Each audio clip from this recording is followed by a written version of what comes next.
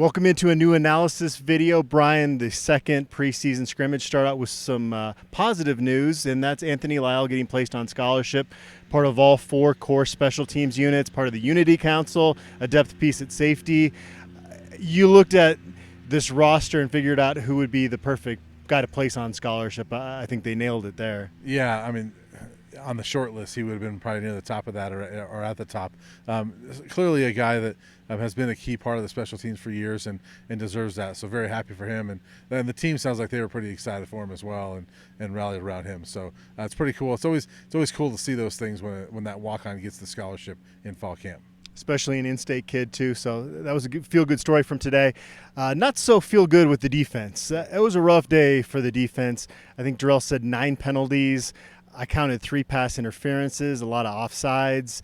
They did rally a little bit at the start of the red zone scrimmage, and we saw Quinn Perry make some good tackles in there. Josh Chandler played really well in that red zone scrimmage, but by and large, a day that Chris Wilson and those defensive coaches are going to be kind of getting into their guys a little bit. Yeah, for sure. Not the greatest day for that side of the ball, and I thought they had a pretty solid day last week in the scrimmage. And Quinn Perry said, "I thought we were going to come out and play really well today," and it just didn't happen. He said he's not overly concerned that it's correctable things. He's probably right. Penalties obviously are correctable, but certainly not something you like to see. A day like that 2 weeks before the first game. But at least it is 2 weeks before the first game and not in the first game. But yeah, clearly one of those days that the offense was better today. Brett Maxey said he's not overly concerned about the depth at safety. I would be very concerned about the depth at safety if I'm a Colorado fan. Like how they've improved the depth on this team overall, but that's one spot that you got to be nervous about, right? Yeah, I think so. And this team, I like Isaiah Lewis. I like Trevor Woods' potential, and beyond that, they got a lot of young guys and inexperienced guys that just haven't played a lot, and so you have to be concerned a little bit with that spot. And Trevor Woods is, he's been dealing with some nagging stuff throughout camp, and so how ready is he going to be for the season? We don't know. So I think that's a spot that if I'm looking at a weak link in the defense right now, that might be where I'd put it. And some of it is that I think the front 7 is pretty strong at this point, but you look at safety and it's like, boy, there is some depth issues there for sure. Yeah, there's going to be a point here, and it might be this coming week, where they don't share as much information about injuries, and we wait till pregame, get the binoculars out. Trevor Woods, you're looking to see if he's ready for that opener. And then Tommy Brown and R.J. Sneed, Carl Darrell said again today he expects them to practice on Monday.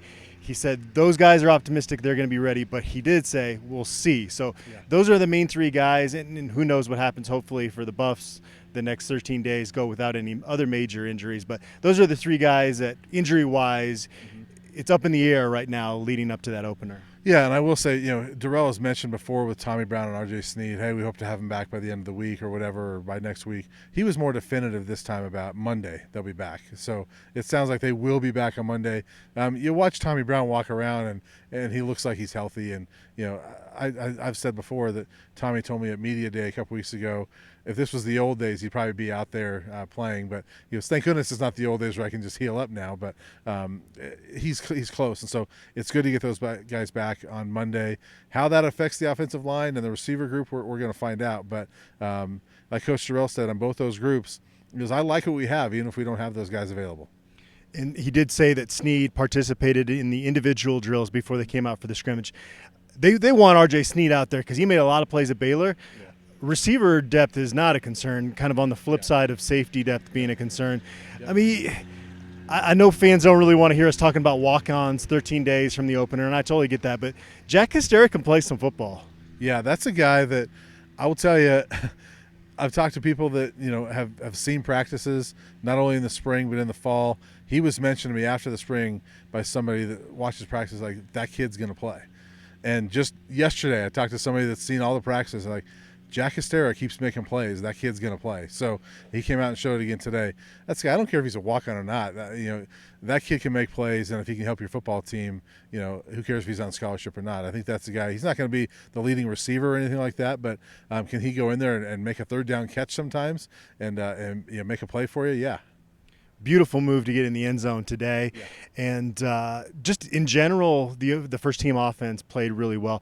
There was a play on third down where J.T. Shrout roped it in there to Maurice Bell. It was a play that we didn't see. No, not to pile on the offense in 2021, but we just didn't see Brendan Lewis make that play last year. Yeah, it was a great play, and Stroud's done that a few times in the open practices we've seen since he's been here. That you watch him make a throw, you're like, wow, that's a next level throw. I still remember when he had his first spring here. We had an open practice. I don't know if you remember this, but he was rolling to his left and threw one to Montana Lamonius Craig in the back of the end zone. It was like, whoa, yeah. Okay, that's a real man's throw right there, and he does that from time to time. And so I thought he looked pretty solid today.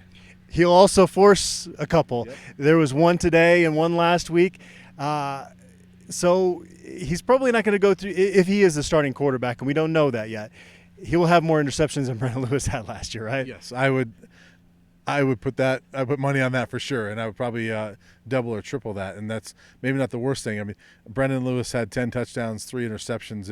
If JT Shrout's got 25 touchdowns and 10 interceptions, you'll take that. Montana Lamonius Craig had a really nice catch. His reps are kind of limited. Didn't really see Alex Fontenot out there much. Deion Smith was limited. So you're kind of seeing with some of the guys, they kind of know what they have. They don't want to risk injury at this point. Anything else stand out to you offensively? I mentioned Maurice Bell. He had a couple nice catches as well. Yeah, offensively, I mean, it looks like that line without Tommy Brown is starting to come together a little bit. Jake Wiley, didn't miss, or he missed last week's practice with scrimmage because of a concussion. He's back, and that group, Frank Phillip and Casey Rada continue to play on the left side, and I don't know if part of that was Jake and Tommy being out, but if they've been on the left this long, I'd almost pencil them in on the left side for starting this season. And Coach Jarrell mentioned Salsa. Austin Johnson playing pretty well. He's been at guard, and so it looks like if I had to project it right now, Noah Fenske's at starting center, Austin Johnson at guard, and we'll see where Tommy Brown fits in. But that group, it looks pretty solid. I mean, the running backs, even without Fontenot and Smith, look pretty good. I mean, Jaylee Stacks had a pretty good day. It was basically Stacks and the walk-ons today.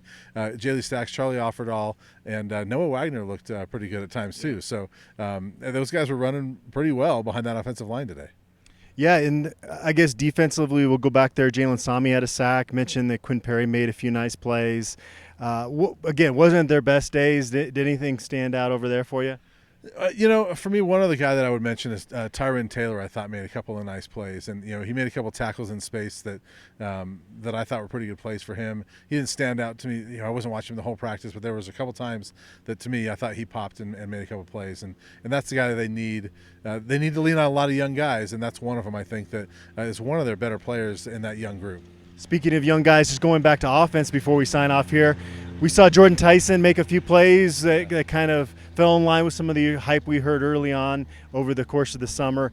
And I said a week ago on our scrimmage analysis video that I'd still kind of give Drew Carter the edge for that third spot. I don't think I'm doing that anymore. Owen McCown, again, physically, it would be hard to put him out in a Pac-12 football game right now, but just there's an air about the offense when he's out there. And again, I know he's not going against the one defense, but that kid, he might not play this year, but he's got a bright future again. Building off last weekend, if I had to make a prediction on that third spot for quarterback, now I think I'd go with McCown. Yeah, I would. I definitely think to me it's between McCown and Carter, and to me it probably comes down to whether they want to put McCown in the game as a true freshman or whether they go with Drew Carter. You and I were talking before this. I thought Drew looked a little bit better maybe than you thought. I thought Drew made some nice plays, but McCown was better. McCown he throws a really nice ball, and there was one point that he threw. I can't remember if it was a touchdown or a nice pass to Jordan Tyson, but somebody behind me was like, "Well, that's the future of Colorado right there. Is McCown to Tyson?" And maybe it's sooner than we think, and maybe not this year, but those guys, there's some good young talent in this team and this 22 class. All right, we're getting closer and closer. 13 more days until the opener against TCU.